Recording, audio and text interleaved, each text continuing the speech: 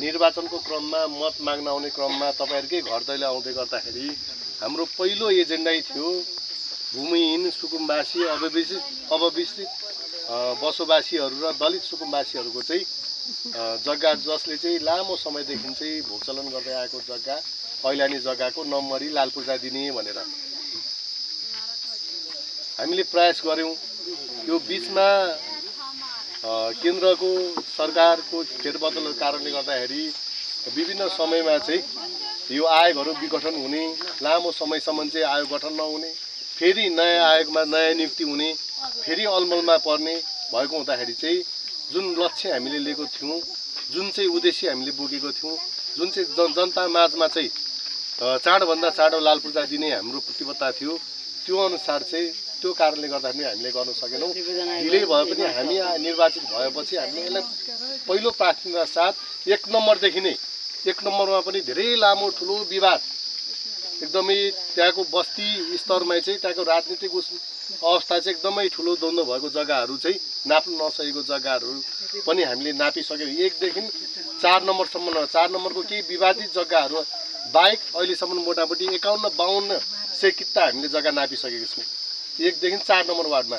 अब 5 नम्बर वार्डमा यो भन्दा 1-1.5 महिनादेखि यहाँको प्रक्रिया सबै कन्ट्रोल पोइन्टहरू राखेर सबै सूचनाहरू जारी गरेर चाहिँ जनतालाई सूचनाको अधिकारबाट वञ्चित हुनु हुँदैन भनेर सम्पूर्ण जनताले सूचना पाओस् भन्ने हिसाबले चाहिँ आज 13 गतेबाट हामीले यो जग्गा चाहिँ 5 नम्बर वार्डमा नाप्ने हामीले यो कार्य सुरु गर्नु लागेको छौं। अब चाँडोभन्दा चाँडो हिजो भूमि आयोगमा पनि अब पहिलो बैठक यो पछि विघटन भएर चाहिँ पछि फेरि पुनः गठन भएको चाहिँ पहिलो बैठक हामी यो प्रदेशको भूमि समस्या समाधान आयोगको अध्यक्ष केन्द्रीय सदस्यज्यूकै उपस्थितिमा सबै पालिकाका प्रमुख उपप्रमुख लगायतको हामी बसेर व्यापक छलफल गर्यौं। त्यहाँ हामीले भनेका छौं यदि तपाईहरु जनतालाई तपाईहरु लालपूर्जा वितरण गर्न सक्नुहुन्न, नेपाल सरकारको तलब भत्ता मात्रै खाएर बस्नुहुन्छ भने तपाईहरुको काम छैन, कि चाँडो गर्नुस्, होइन भने जनताले छोड्दैन, हामीले कडा भन्दा कडा एक्सन लिनुपर्ने अवस्था हुन्छ भनेर हामीले हिजोको मिटिङमा पनि भनेको छौं। नगरपालिका तर्फबाट गर्नुपर्ने सारा कुराहरू के हो, स्रोत साधन हामीले गर्नुपर्ने सबै कुरा गर्न तयार। त्यसको लागि चाहिँ समन्वयकारी भूमिका चाहिँ अझ बढी सक्रियताका साथ चाहिँ आयोग लाग्नुपर्छ भन्ने हिसाबले आयोगले पनि अब चाँडोभन्दा चाँडो लाग्ने कुराको प्रतिबद्धता गरेर चाहिँ गर्नुभएको छ।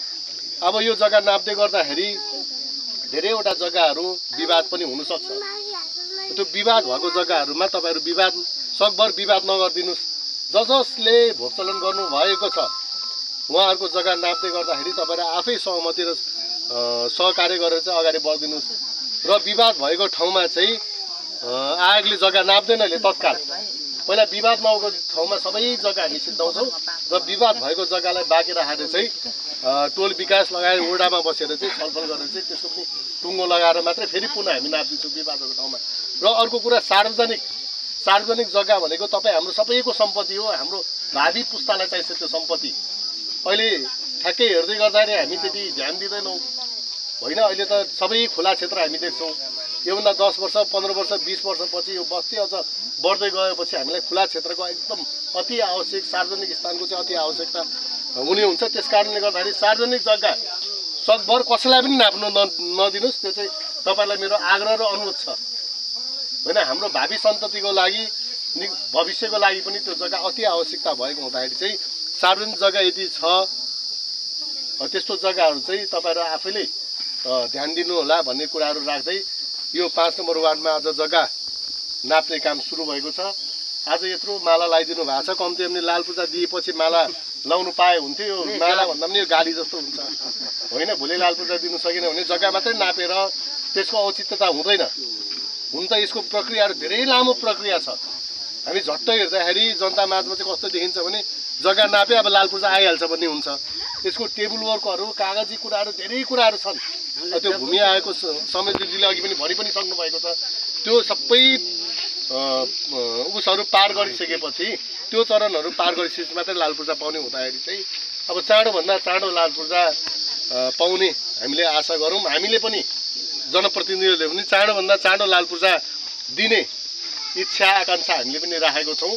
तपाईहरु